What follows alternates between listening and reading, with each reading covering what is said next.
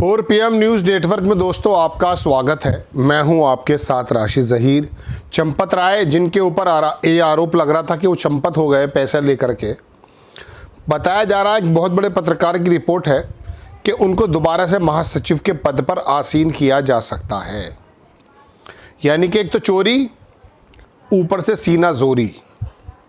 चंपत राय ने चढ़ावा चोरी के इस कांड ने जिस प्रकार से श्री राम जी के मंदिर की मुहिम को बदनाम करने की कोशिश की थी, बदनाम तो नहीं हुआ, खैर वो आस्था नहीं ख़त्म हुआ करती, लेकिन जिस तरह से बता दिया कि जो राम को लाए हैं वो हमें जिन्हें राम लाए हम उनको लेकर आएंगे। अब पता ये चला कि वो डाकू और डकैत निकले। और हैरत की बात यह है कि जनता का आक्रोश जो दबा हुआ है, जो गोदी मीडिया बताने को तैयार नहीं है, उसको ना समझते हुए ये बताया जा रहा है कि दोबारा से चंपत राय को चंपत जो है वापिस चंपत होगी कार्यकाल से निकाल करके उनको लाया जा रहा है। हैरत की बात है। और ये वाकई इनकी ढीठता है या क्या है, पहले खबर देख लें, क्योंकि खबर एक बड़े पत्रकार ब्रेक कर रहे हैं। विश्व हिंदू परिषद के बारे में बताया जा रहा कि उन्होंने कह दिया, सौगंध राम की खाते हैं, मंदिर यही चलाएंगे। सौगंध राम की खाते हैं। शीतल पी सिंह बड़े पत्रकार हैं, उन्होंने लिखा कि राजेश साहू बता रहे हैं कि अयोध्या राम मंदिर में चढ़ावा चोरी के मामले में आरोपों से घिरे चंपत राय ने ट्रस्ट के महासचिव पद से इस्तीफा दे दिया था।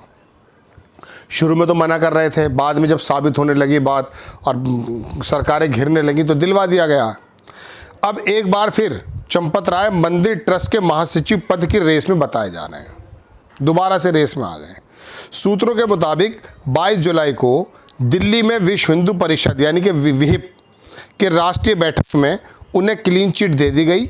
इसके अगले ही दिन अयोध्या में उनके समर्थन में संतों ने बैठक की। संत कौन से होंगे वो अंदाज़ा कर सकते हैं। और इनके समर्थन में विश्व हिंदू परिषद ने आकर के क्लीन चिट भी दे दी। सुप्रीम कोर्ट है विश्व हिंदू परिषद, यानी कि चोरी करेंगे मंदिर में, क्लीन चिट देगा विश्व हिंदू परिषद, RSS और बीजेपी। ये चंदा देने वाले बेवकूफ़ हैं, है ना। बाद में संतों ने उस पर मोहर लगा दी, यानी कि बैठक की। मणिराम दास छावनी में हुई बैठक में कई प्रमुख संतों ने चंपत राय को बेदाग बताते हुए दोबारा महासचिव बनाने की मांग उठाई। ज़्यादातर संतों ने इसका समर्थन भी किया। अब नपेंद्र मिश्रा जो निर्माण समिति के अध्यक्ष थे, उनसे पूछो, वो प्रधानमंत्री के ऑफिस से भी हैं, कि भाई आप तो डकैती बता रहे थे, और जिसको डकैतों का सरदार कहा जा रहा था, लोग कह रहे थे, मैं नहीं कह रहा हूँ, बिला वजह मुझे अभी कहने की ज़रूरत नहीं है जब तक कोर्ट से साबित ना हो। अब कोर्ट से तो साबित जब होगा जब समय लग भी तो है ना समय। इसके बाद चंपत राय रोज़ संतों के पास पहुंच रहे हैं, मंदिरों में पहुंचकर संतों महंतों से मुलाकात कर रहे हैं, राम मंदिर की व्यवस्था को लेकर विचार विमर्श कर रहे हैं, खुद के प्रति विश्वास बढ़ाने की कोशिश में लगे हुए हैं। ये चंपत राय का फ़ोटो भी मैं आपको दिखा देता हूँ। तो ये वाली जो एक ढीठता है, ये इस वजह से है दोस्तों कि उनको मालूम है कि हमारे भक्त जो हैं वो उनकी याददाश्त बड़ी कमज़ोर है, बहुत कमज़ोर याददाश्त है। अब याददाश्त अगर कमज़ोर है तो जाहिर सी बात है कि कुछ भी कर सकते हैं, लेकिन मैं समझता हूँ कि कम से कम थोड़ा सा जहन में ये बात ज़रूर रखनी चाहिए कि भाई मंदिर के बल पर ही आप चुनाव में आए थे और मंदिर की वजह से ही आपने इलेक्शन जीते हैं। और मैं माफ़ी के साथ कहूँगा कि इसी मंदिर को लेकर के आपने देश के बंटवारे में एक मदद की है जो भाई भाई के बीच में हुआ है। उसके बावजूद भी जब सुप्रीम कोर्ट का फैसला आया तो देश के दूसरे नंबर के समाज ने तादाद के एतबार से उन्होंने कहा, चलो ये त्रासदी ख़त्म हुई, अगर बहुसंख्यक वर्ग अपने बड़े भाई खुश हैं इस बात से तो सुप्रीम कोर्ट का फैसला आ गया, हम इसको सहर्ष स्वीकार करते हैं। फिर मंदिर बना। निर्माण समिति के अंदर कितना पैसा इकट्ठा हुआ, कहा जा रहा था कि 1100 करोड़ रुपए की ज़रूरत है। पता चला भक्तों ने 2000-3000 करोड़ रुपए जमा कर दिया।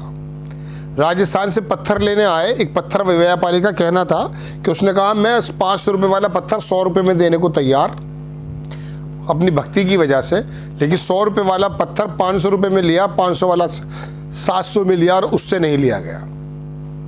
लोगों ने चांदी की, सोने की ईंटें भेजी हैं कि लग जाएंगी, उनकी कोई रसीद नहीं, इसी चंपत राय के बारे में कहा जाता है। और अब ये बात निकल कर के आ रही है कि नहीं साहब, उसको ही दोबारा से, चोर को ही दरबान बनाएंगे। अब इसका मतलब ये है, हालांकि मुझे उम्मीद नहीं है, चूंकि देश के अंदर थोड़ा जागरूक होने की एक बयार चल बैठी है। जैन जी, आप इनको कुछ भी कहते रहिए, लेकिन कम से कम देश के अंदर, प्रदेश के अंदर इन लोगों ने सड़क पर उतर कर ये ज़रूर कर दिया है कि भाई अब आपकी जो है ना ये चलेगी नहीं। हालांकि गोदी मीडिया को जिस प्रकार से इनका साथ देना चाहिए था, इनकी परेशानी को लोगों के सामने लेकर आनी चाहिए थी, वो ऐसा काम नहीं कर रहा है। अब भी वो चरण चूमने का ही काम कर रहा है सरकार का। लेकिन फिर भी लोगों में जागरूकता है कि भाई मंदिर इन लोगों ने नहीं छोड़ा, कोई जो है नीट का प्रोग्राम, कोई नौकरी, कोई जो है महंगाई, किसी भी मामले में ये ऐसे नहीं साबित हुए कि ये कह सकें कि वाकई यहाँ से निकलने वाले लोग, भागने वाले लोग, पासपोर्ट को सरेंडर करने वाले लोगों की तादाद बढ़ती जा रही है।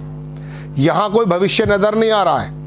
महंगाई पर महंगाई हो रही है, बेरोजगारी के हालात ख़राब हैं, एमएसएमई के हाल ख़राब है, मैन्युफैक्चरिंग के हाल ख़राब हैं। जो मनमोहन सिंह अपने ज़माने में राष्ट्रीय मैन्युफैक्चरिंग 16% पर छोड़ के गए, वो भी 12-13% चल रही है। यानी कि 2016 में जब इन्होंने नोटबंदी की थी, कमर की हड्डी पे तो वार जब भी कर दिया था अर्थव्यवस्था की, कि ख़त्म कर दिया गया था। वरना ये मंझोले कारोबार जो थे ना, ये लोगों के अंदर एक रोज़गार पैदा कर रहे थे और हाल अच्छे थे। इसमें कोई दो राय नहीं कि थोड़ा मानकों के मुताबिक नहीं होते ये वाले कारोबार, लेकिन फिर भी हुआ तो था।